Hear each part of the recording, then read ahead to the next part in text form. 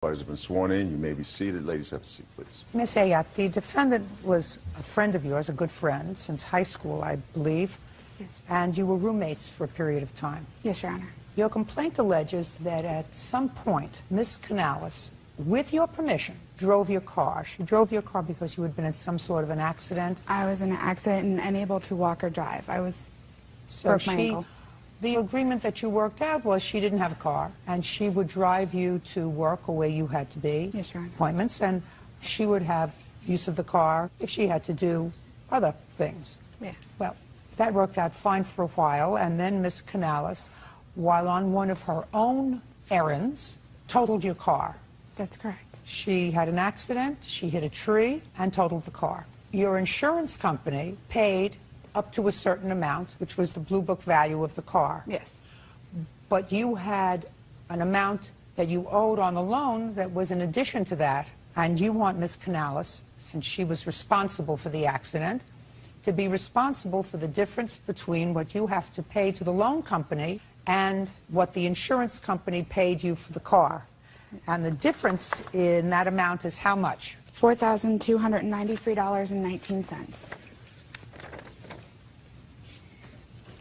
And I assume that in your jurisdiction, the limit in small claims court is $3,000? That's correct. Ms. Canales' defense is that you should have had gap insurance, which would have covered the difference. And she says she was really doing you a favor. And she's got a ridiculous counterclaim because she said you made her life miserable. She was forced to move out after this incident because you wanted this money from her, and that you harassed her, and therefore she had to move out, and she wants you to pay her moving expenses. Is that your counterclaim? Yes, ma'am. That's not happening. Okay. So all I want you to do is tell me, Miss Canales, about the accident. Okay. After I dropped Stephanie off from work, I decided to go pick up my boyfriend and take him on a... He was going camping so he could get some training in before he went to basic. On my way back, it was raining. So you took him? I took him, yes. And did you tell the plaintiff where you were going? No, I did not. You dropped her off from work, and you were living together, so you dropped her off at work. And where were you supposed to go? I was going to go to work myself, but in between that time, because I go to work around 12, in between that time, I was going to drive my boyfriend like 45 minutes away to Zanesville. He was going to walk halfway, but it started raining, so I decided to take him all the way. Now, but for the fact that you decided to do that, you wouldn't have been in this accident. That's correct, ma'am. So, I understand that I made a terrible choice. if you understand that, you lost control of the car. I read it. You hit a tree. I mean, the tree didn't move. No, it didn't move. And for moral purposes, I was going to do my utmost best to try and help her pay back this loan. Unfortunately, I missed a month of work and no pay, which put me in a financial bind. After a while, things You missed a month of work because of the injuries accident? of the accident, yes. I have proof of that if you want to see I it. believe you. Okay, so after a while, it got uncomfortable and weird at the apartment together. I understand. Well, did you tell her, Miss Canales, that as soon as you got back to work, you would start paying her the difference? As soon as I was financially capable of helping her, Well, I would you do my best. You may never decide you're financially capable. Did you tell her that when you went back to work, you would pay her? No, I told her that when I was financially capable of paying her back as much as I could, I would do my best. Well, sounds all very equivocal to me, Miss Canales. All right, you owe the money. You had the accident. It was on your errand. You shouldn't have been driving in the car in the rain. I assume the rain was very bad. Otherwise, you would have let your boyfriend walk halfway, right? Correct. Judgment for the plaintiff in the amount of $3,000. Your counterclaim, madam, is dismissed. That's all. Parties are excused. You may step out. And now the next case. All parties in the matter of Haddon versus Barnes Robinson. Step forward. Cynthia Hatton is suing former clients, 18-year-old Diamond Barnes and 19-year-old Jaquan Robinson, for unpaid babysitting fees. The defendants claim Cynthia is paid by the state. Miss Haddon, you knew the defendant, Miss Barnes. Is that correct? According to your complaint, Miss Barnes was going to jail. For how long? 6 months. And she had 2 children. And you and Miss Barnes made arrangements for you to babysit for her children? Yes. For the entire 6-month period? No. For when? It was for when she got out of jail and she had to complete high school. So it was just during the day for a few hours. Yes. And according to you, you were going to be paid whatever she was getting from the state to take care of the children. Exactly. How long did you watch the children? For 33 days. And how much did you receive from the state for taking care of them? At this point, I haven't received anything. I'm still waiting for my PIN number so that I can call in the hours and receive my checks. It's a process. They're a little bit behind in our state. Well, then what do you think she owes you? No. When they gave me the paperwork saying that I was going to get paid, there only was one child's name on the list, and she applied for both children to be babysat. So I can't get paid anything for the second one at all. Well, how do you know what the amount is that even if I awarded you money for a second child, the amount would be? Because I am a daycare provider, and I charge $2 per hour. I don't care what you charge. That wasn't your arrangement with her. Judge Judy continues in a moment. And later today, So you took him to work Yes. after you moved into your own place? Yes, I provided. Cynthia Hatton is suing former clients, 18-year-old Diamond Barnes and 19-year-old Jaquan Robinson, for unpaid babysitting fees. The defendants claim Cynthia is paid by the state. Okay. Your arrangement with her was you were going to babysit for her children and take whatever it was that she was paid by the state. Right. That was your arrangement. Exactly, and I tried to explain it to her to let her know that if the state doesn't pay, then she still has to pay the child care, and the state even said that they Don't tell me what the state said. Ms. Haddon, this lawsuit isn't ready yet. You're going to get paid for babysitting. You're going to get paid for babysitting for one child. When you get paid for that one child, you'll come back if I think that you have a case, and you can seek some money from Ms. Barnes and the father of that child if I think it's appropriate. Right now, what we have is an agreement between the two of you that you were going to babysit for her two children and get paid whatever the state was going to pay you. And I don't know what that is for the 33 days. And neither do you, evidently. Now, why didn't you apply for both children? I did apply for both children, And? and it took a while for me to get approved, and so I was just waiting. She was babysitting while we were waiting to get approved. And? But whenever you apply and you start babysitting, they'll pay you for back pay. Right. So we were just waiting. And Well- we're just now getting approved in May, like when I was out of school. And she stopped babysitting like a week before I graduated from high school. So you think she's going to get paid for both children? Yeah. Great. Well, as soon as you get something from the state, madam, you have leave to come back here. But your agreement with her was you were going to accept whatever the state gave you to take care of the children. So, and you don't even know how much that is yet. right, because So, I'm the waiting on case the is dismissed without prejudice. That's all. Parties are excused. You may step out. And now the next case.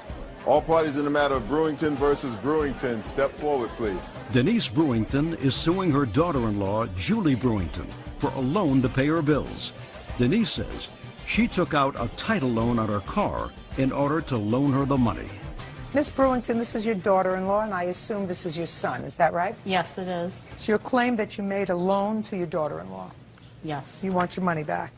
Yes. Your daughter-in-law says that you helped out by giving money to both of them when they had certain financial stressors, and she doesn't owe you anything. That I don't seem to understand, Miss Brewington, but I'll get to it in a minute. Do you work, Miss Brewington? Not right now. I'm not working. Does your husband work? He does odd jobs in construction with my father. So he works. Yes. Does he work on the books or off the books? Off the books. You say that like that's the normal thing. Most people work and have taxes taken out and everything. So he works off the books. So you don't work, but he works for your father off the books. Yes. And how long has he been doing that? About a month, not too long. Prior to that, what did he do? He was unemployed. For how long? He's been unemployed for over a year, probably about a year and a half, 2 years. Well, a year, year and a half, 2 years. Those Okay, are 2 different years. Those are different time frames. 2 years. And who supported your family during that time? I did. Doing what? I was a manager and supervisor of a gas station and grocery store. How old is your son? My son's 29. How old was he when he got married? He was 26, and he had held full-time employment with a school district as a custodian. Until he got married? No, he worked until April of 2007. All right, tell me about the loan. Julie called me totally frantic, hysterical, saying that they were going to have their car repossessed. The car is totally in Julie's name, insurance. Well, that's because your son doesn't have a driver's license. Yes, he has never driven. Right. Never even had a permit. Right. Who took him to his job? Either her family or I provided transportation. After they got married, who took him to his job? They were living in my home for 3 months after they were married. They moved out for 2 months. Then they returned to my home and lived in my home for 2 years. You said he was working until April of '07. Right. When did you get married? And January 13th of 2006. Who took your husband to work? I took him to work. Well, that's what I'm asking you. If he doesn't drive, somebody had to take him to work. Correct. Either that or he took public transportation. Which he did not. So you took him to work? Yes. After you moved into your own place? Yes. I provided transportation for him while he was working at the school for over 4 years. I don't care. That's not my question, madam. Okay. That's not my question. My question was, after they moved out, who took your son to work? Because what you said was it was her personal vehicle, insurance in her name, everything in her name was only for her. And I said, well, now they're a family. He doesn't drive, she drives. She's got to drive him to work, then drive herself to work, then pick him up from work, so they have to have a car. So whether it's in her name or joint names, it can't be in joint names because he doesn't have a driver's license. Do you understand? Yes, All I do. right. Well, let's move on. She called you hysterical. Their car was going to be repossessed. And what did you say? I said that I didn't have any financial means to help them, and she continued persisting that, you know, that somebody had to help. Her family would not help. And you did what? I took out a title loan against my vehicle, which was fully paid for. In what amount? For $1,513.50. And is that what you gave to her? Yes, it is. Were you with your mother-in-law when she took out the title loan? Yes, I was. How'd you think she was going to pay it off?